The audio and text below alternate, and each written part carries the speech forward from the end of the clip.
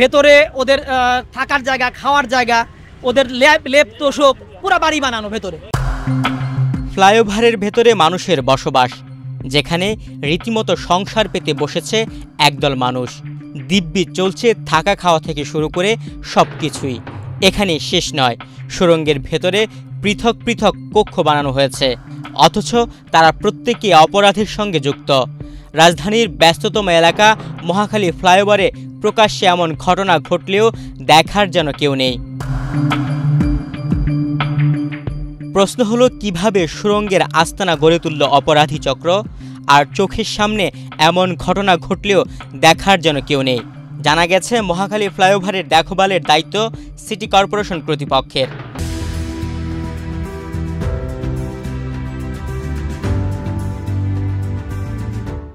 অর্থাৎ ঢাকা উত্তর সিটির সীমানায় এই গুরুত্বপূর্ণ স্থাপনাটি রয়েছে। তারাও এই ব্যাপারে নিশ্চুপ রয়েছে, তেমনি পুলিশও। ফ্লাইওভারের ভেতরে কিভাবে গড়ে উঠল রহস্যময় এই আস্তানা, এলাকাবাসী জানিয়েছেন, স্থানীয় কিছু অপরাধী চক্র উড়াল সড়কের অ্যাঙ্গেল কেটে ও ঢালাই সরিয়ে ভেতরে প্রবেশের জায়গা করে। এক পর্যায়ে তারা সেখানে বসবাস শুরু করে। 2 বছরের বেশি সময় ধরে উড়াল সড়কের ভেতরে চলছে আজগুবি কাজকর্ম।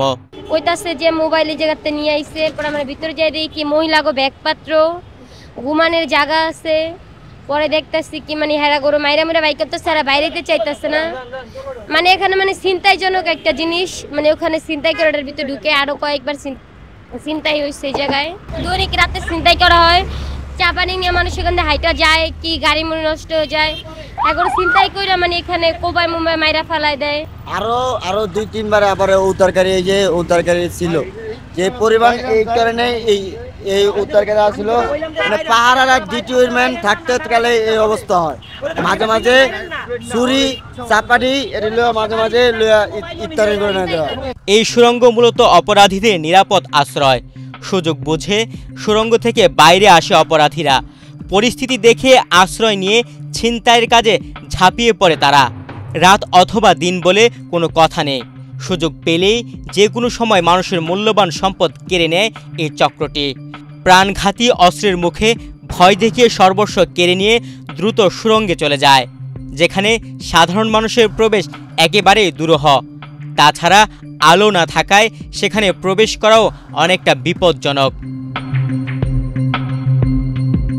গত বুধবার মহাখালী ফ্লাইওভারে ছিনতাইয়ের শিকার হন এক নারী।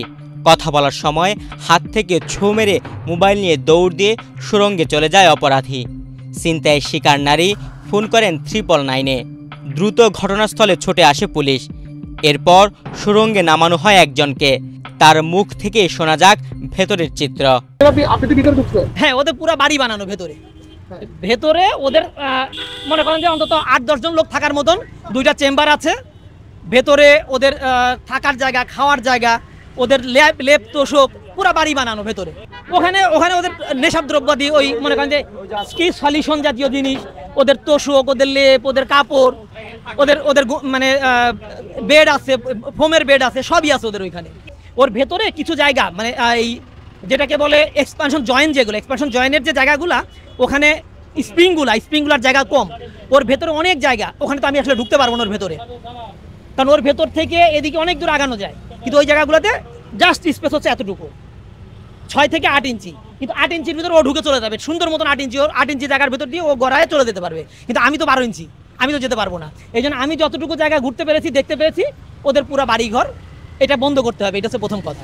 এই ঘটনার পর সুড়ঙ্গে বসতি করার বিষয়টি আবারও সামনে এলো। তবে রমনা থানা পুলিশ সেখান থেকে 2 জনকে বের করে থানায় নিয়ে যায়, যদিও তারা মোবাইল ছিনতাইয়ের কথা স্বীকার করেননি। অথচ অপরাধীদের এই ডেরায় নাকি 10 জনের বেশি মানুষের বসবাস বলে জানা গেছে।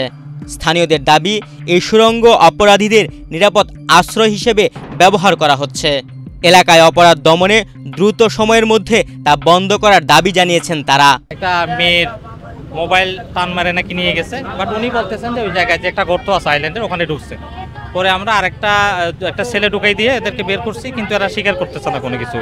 ওরা বলছে এখানে ওরা ঘুমায়, এরা এমনি বাঙালি টাঙ্গারি কাগজপত্র সংগ্রহ করে। নিউজ ডেস্ক, বাংলাদেশ প্রতিদিন।